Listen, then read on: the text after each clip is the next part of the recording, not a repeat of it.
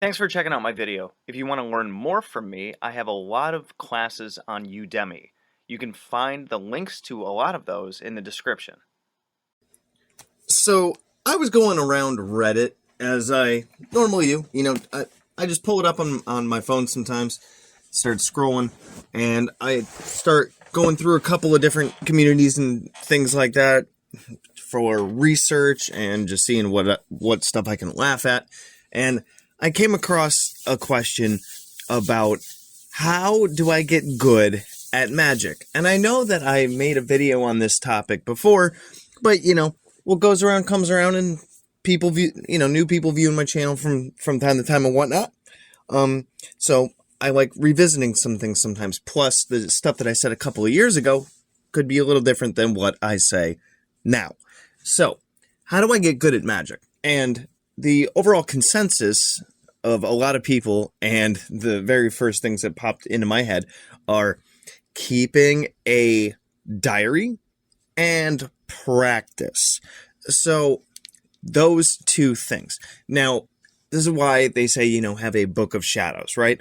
Do I do that anymore? I mean, not entirely. If there's something significant or some new kind of spell idea or, different technique, something I'm learning, something I'm working on, I will write it down, especially because I'm getting older, Let me know in the comments if this is happening to you too.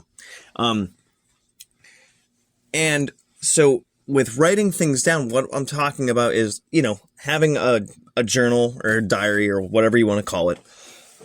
The idea is to track your progress. And we can do this even with, just everyday stuff. So, if you are already keeping a journal, you could even be doing it like the way that I'm making this video right now, because I have a light screw up in my basement. I'm recording it on my phone, So basically, you could be recording a journal on your phone. Like if I was to do this and I was talking about a spell that just happened, I would say, the date, the time, the purpose of the spell, what the steps were, and how I felt that it went. And then I would, label it as, a certain spell for whatever the intention was. And then track my progress with the results, right? So this is the spell I did. This is exactly what I'm going to be doing in the real world to help bring it about. And then what were the results? Did you get what you wanted?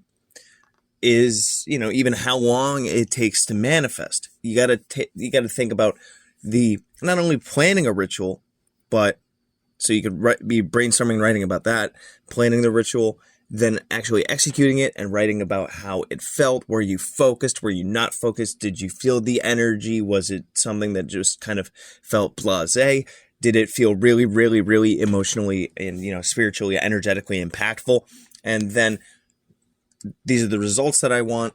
This is the progress I'm making towards the goal. And yes, I got it, or no, I didn't. And it took this long, or it happened the next day, and then this allows you to get an idea of what kinds of things work for you, what kinds of things don't work for you. So maybe one magic system works for you better than another. Maybe you work way better with visualization than you do with sigils, although they, require both things. I would argue that they go together. Or maybe you work better working with this pantheon of deities versus this pantheon of deities. Maybe you even work better at this time of day as opposed to this time of day. I used to do my spells at night between 9 and midnight, and a lot of my spells nowadays happen between 3 and 7 in the morning.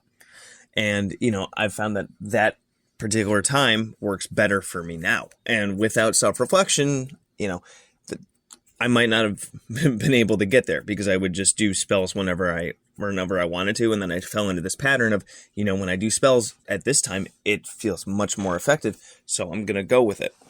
So, planning and tracking your progress and growth and reflecting on stuff so you can get better rather than just exploring different things. Now I'm going to try this here, and I'm going to try this there. I'm going to try this here, and whatnot.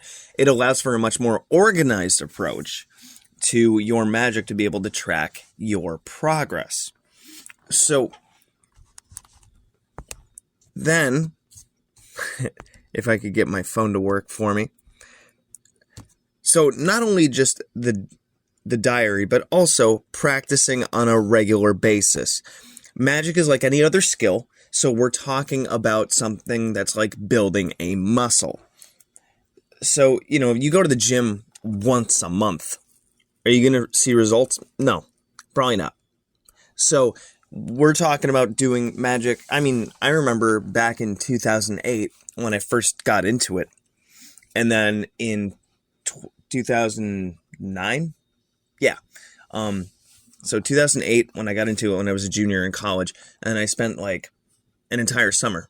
All I did was read and during the day. I went to classes, then I would go to the library, or I bought like one new book a month, and I dove into it, and I would read, and then at night, I would practice something in ritual every single day. And this is what, kind of springboarded me to dive into it and start to see results, even just energetic results, or the way that I emotionally felt with the spells that I was trying to do, rather than just, oh, this is kind of cool. And, you could be a bookworm and just read all the time, which is another great thing to do, by the way. Practicing builds muscle. So, getting a vibe for what it feels like when you cast a circle, what it feels like when you invoke a spirit, what it feels like to raise emotional energy and spiritual energy to cast it towards a goal. What it, even meditation can be part of your practice too, and should be, where you're able to get your mind to focus on a singular point for an arguably sustained period of time, because then that allows your focused mind means focused energy, which means focused on your goal, right? And if I meditate once a month, where sometimes I've fallen off the wagon and I haven't meditated that much, you can really tell that it gets hard to get back into it, at least for me. Let me know if your experience is different, But the more that you do something on a regular basis, of course, the stronger you're going to get. It's the same thing with my guitar, where, I got to practice doing stuff every single day to build muscle memory, and that way things stack when you practice them. So, your practices could include meditating every single day, which you absolutely should, especially if you're taking this kind of stuff seriously. Definitely meditating. And then reading. Have a magical book that you're working on reading through, and you might not be able to read it every single day, but make that part of your weekly schedule, let's say. I would say even when you're reading, take notes, even if it just means underlining and writing stuff in the margins, or you could be writing about anything important in a magical diary. You see how all this stuff kind of comes together and everything overlaps. So along with that, we're talking practicing as often as you can. Depending on your schedule and stuff, you can be practicing spell stuff every night or every day. Depends on whatever your schedule is like. So like at least once a day. And I mean, you could even sit in a circle and cast a circle and sit in it and meditate. It kills two birds with one stone. Or you could do some focused sigil magic, where like, if you're working towards a goal, you have your sigil that you make, and then every day you can sit with it to charge it and push energy towards that goal. And then during the day you get up and you work towards that goal, right? Just one, you're going to have that routine. Two, you're going to be able to practice the whole ritual setup every day.